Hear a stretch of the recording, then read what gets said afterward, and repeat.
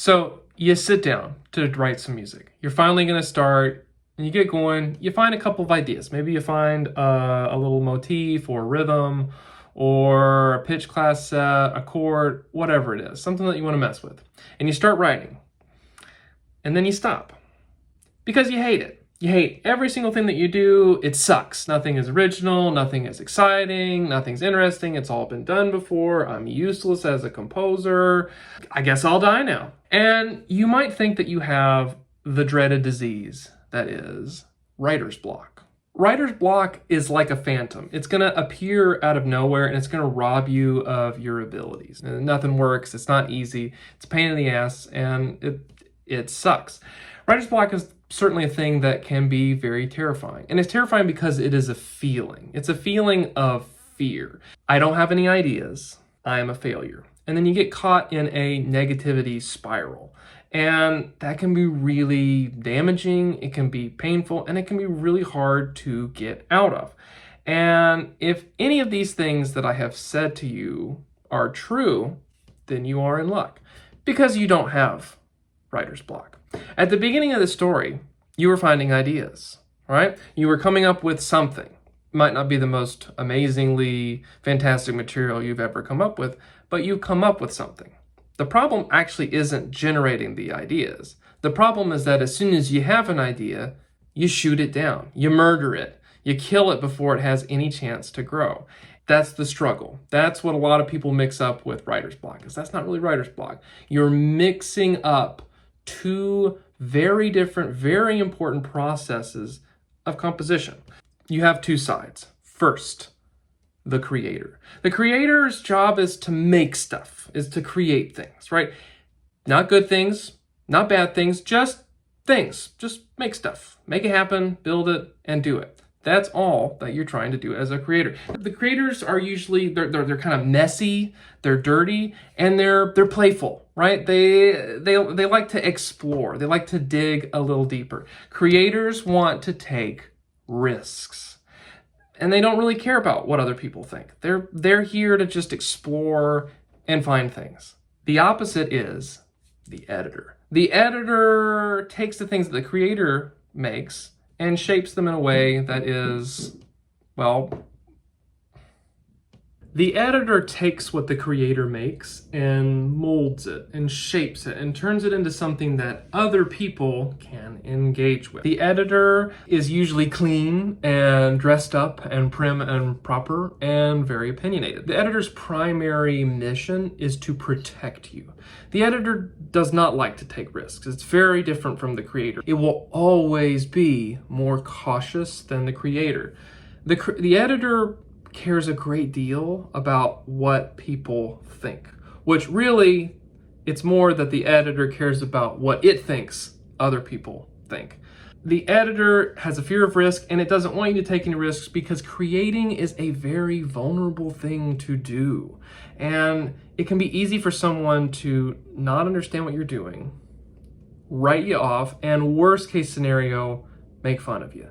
And that hurts. It can really suck and it can really hurt. And the editor does not want that to happen at all costs. In this mission of trying to keep you safe, the editor might go so far as to cannibalize the creator. It's literally going to stop the creator from making things, right? It's going to, the creator needs room to explore, to dig around, mess, to play with stuff, right? That's what the creator needs. The editor can sometimes be like a helicopter parent. It's going to hover over and it's going to, stop the creator. It's going to take away all the toys and it's going to take away all the things that the creator could trip over and fall on and hurt itself with. It's going to remove all of the risk, but the creator needs the risk to do the work. And that's where the problem happens. You've got two sides of yourself fighting each other. The editor sometimes keeps you from doing the work by shooting down everything that you come up with. And there can be some comfort in not doing the work.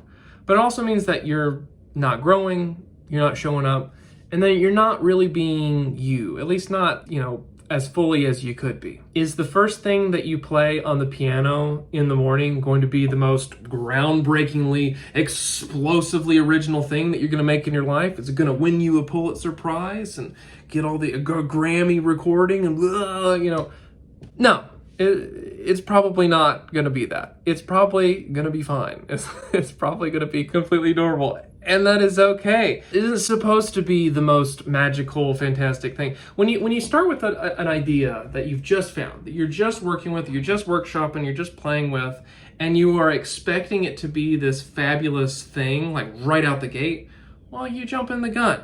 That's like looking at an 8-year-old and saying, why don't you have a job? Or me looking at this beautiful little kitten that we just got and saying, why aren't you a fully grown cat? Because it's not supposed to be. It needs time. It needs time to grow and explore and play and become a thing, become the thing that it is, right? Okay, here we go. All right. Woo! It's too early in the process. You have to embrace the not knowing. It sucks. It sucks, but this is what you got to do. We learn the great history of music through the great composers. That's kind of an unhealthy thing in a way, especially for composer people, because we can fall into the trap of comparing ourselves to them. We fall victim to thinking that we have to live up to that history, that we have to be a contributing part of it, otherwise we don't matter, right? I mean, think of the classical era. The classical era is boiled down to like 3 dudes, right? Mozart, Haydn, and Beethoven. I mean, yeah, sure, there's more, but like if you really had to boil it down, those would be your 3 dudes, right? The classical period lasted for decades. It lasted a long time. And when we look at it, we just think about 3 people. There was tons of music made during that time, and a lot of it was very good. But we only zero in on what we think is the top 1% from that particular time. The music that people wrote during that time that aren't the big memorable people is just as valid as anything else that was written during that time. And just because they aren't remembered today doesn't mean that their experience didn't matter, especially to them. You don't have to try to be the next chapter in the book. You serve the world a lot better by making the music that you hear in your head. That's way more interesting. We are all made up of different influences. We're kind of like a big quilt. We all have little squares of things that interest us. We might have some squares in common. I might have some of the same squares that you do, and you're gonna have different squares than I do. I like Liggity, you like Liggity. I like Pink Floyd. Do you like Pink Floyd? I like Nobuo Uematsu. He's one of my absolute favorite composers of all time, and millions of people have heard his music. We're all going to have a slightly different experience of him. We're going to be slightly drawn more to other things inside of that person's output than the next person. These are the kind of things that make you original and unique. It's not necessarily like the ruggedly original thing that you're doing. It's more the collection of the different things that you like and how you perceive them and how you wish to act on them. That's what makes you unique and different from the next person, makes me different from the next person, and so on and so forth. And it's built of all kinds of different things, right? It's the instrument that you play, how you learned when you were growing up, how you learned music, the music that you love, the music that the things that shaped you. I mean, there's thousands of things that go into that. I can't really get into all of it, but there's all of these different things that make you you and make you slightly different than the next person. Stop trying to write what you think other people want you to write. Let go of trying to write the next most original, amazing thing, and just write. Stop comparing yourself to the people who came before you. Stop chasing the novelty of doing something for the first time just because it is the first time that someone has done it. Yeah, it can be cool, but the novelty wears out pretty quick, and then you're going to be stuck chasing the next thing, the next first thing. What's more interesting is and more risky is to actually write the music that you want to hear in the world, to actually make some strides towards that great idea you've been waiting to work on. The one that you're not quite ready for, the one that you haven't quite topped yet, the one that might be it. Work on that. There's no such thing as being ready. There's no such thing. But there is such a thing as avoiding the work. And waiting to be ready is a way of avoiding the work. And that big idea that you have, the one that you have right now that's like the really special one, the one that you're like holding on to, it's a big idea now. But you're going to come up with better ones in the future, especially the more that you show up. So just make it now. What I'm going to say here is true for music. It's true for whatever kind of art form you work in, or you make videos, or if you make movies, or whatever. It doesn't matter. The art form doesn't matter. The content that you want to see is the content that you should make. The content you want to see is the content that you should make, because you're the one that sees it, even if it's in your mind, right? And it could be a couple of different things. It could be a blending of different things that already exist, that already happen, and you're just bringing to get them together in a way that hasn't quite been, done before, or doesn't have quite the same spin that you can see. That's what you got to do. That's your thing. It's easier said than done. I recognize that, and it's not going to be easy. That's the process. It's not every day is going to be a fun, magical trip to Disney World. It's just not how it works. It sucks, but it's just not how it works, right? There are going to be days that just suck, but you will persevere, because all you have to do is show up. So coming back to this, dealing with writer's block, but it's not actually writer's block. It's the editor versus the creator. How do you combat the editor? Well, one of the first things that you can do, if you can, is to just go for a walk. Sometimes you're just going to need to reset. If you notice that you're getting into that negativity spiral, take a minute. Take 15 minutes and go walk around the block. Get some fresh air and get away from it for a bit. It's easier to come back and reset and start over than it is sometimes to save the session and keep going. But sometimes you have to do that, and that's just part of the deal. Something that helps me a lot is to give myself permission to improvise and play and not write when I'm first starting. Sometimes when I immediately go to the piano and it's the first thing, it can be really hard to immediately start with right on the thing that I'm doing, that I'm creating. And sometimes I need just a little bit of time to just get into it. I need 10 minutes of I'm just gonna let my fingers do something, or I'm gonna improvise. I'm gonna see what's going on. Usually I need the permission to not do the writing before I can actually do the writing. Another important part of this is to really come back and embrace where you are in the process. A lot of times editors are going to start fighting you while you're in the discovery process, where you're actually just finding things, where the point isn't that you're finding the whole piece. You're just finding a couple of interesting things that you're going to play with, that you're going to use to mold and build it as you go later on.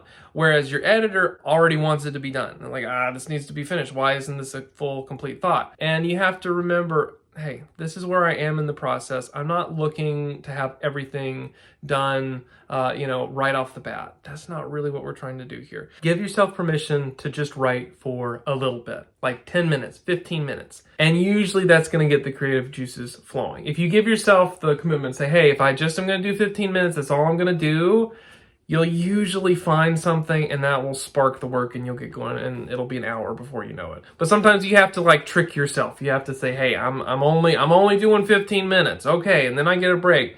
And then you don't actually ever take the break until later on. You actually get into the work, and it's been an hour and a half or whatever. So those are just some little things that I recommend for helping you when your editor is being premature and is trying to do the work a little too early. Give yourself permission to take it slow. Usually just starting can be the best thing. So to sum this all up, you don't actually have writer's block.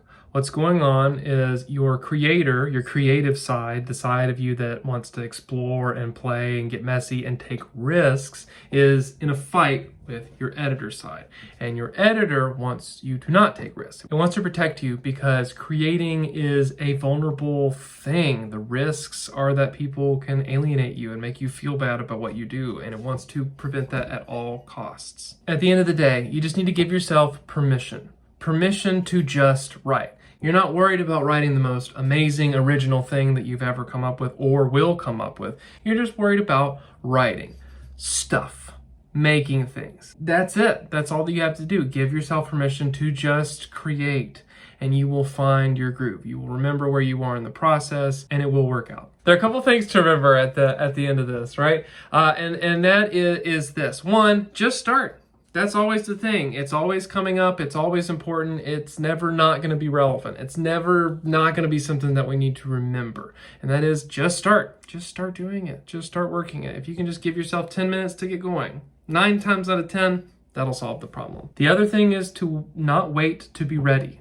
There's no such thing as being ready. You just got to do it. You will never be ready for whatever it is that you're going to do. And that's okay. That's totally fine. Just do it. And lastly, follow the fun. do the fun thing. Do the thing that you're actually, what if we tried this? What if we did this? Don't let it be stale. Don't let it grow stale. Don't let it be, oh, I'm just doing this because I have to. And that is a slippery slope for trying to write music for the way you think other people want you to write music. And you don't want to do that. And it sucks. So write what you want to hear. Write what is fun. And it's going to be great. You've totally got this. Thank you so much for watching. Go make some noise. Cheers. Okay.